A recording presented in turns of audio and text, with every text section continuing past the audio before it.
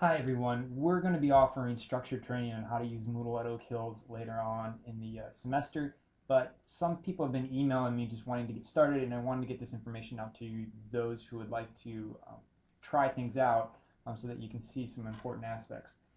First thing is, you're going to want to send me an email, and my email is vanderveen_z, saying that, hey, can you set me up as a teacher of my class? Your classes have actually already been created. I just need to bump you in there so that you're a teacher.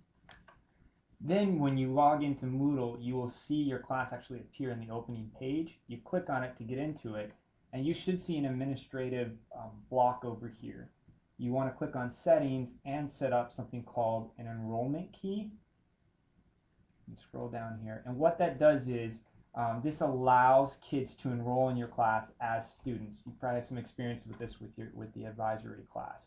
So you can set up an enrollment key, and by typing in Smith right here, that would enroll a student into Smith's class. However, you may not want to go ahead and just do it this way. You may want to do something called groups, and that is up here. The default is no groups, but if you click separate groups, what you will be doing is creating different groups within your actual class. So if you have a period 1 and a period 2 algebra class, for example, and you're covering the same content, but you want those two groups to be separate, i.e. kids only seeing kids in algebra 1, or kids in period 1 and kids in period 2 only seeing kids in period 2, you would select separate group. Then you go down here and click Save Changes, and go up here to Groups, and you would have to create a group. And again, this is more for your bell period structure. So if I wanted to do Core 1 in middle school is what it was at Delhi, I would set up a unique enrollment key for my Core 1. So maybe I do Mr. B1. Now, instead of kids typing in Smith at the beginning, let me change this to Smith 1.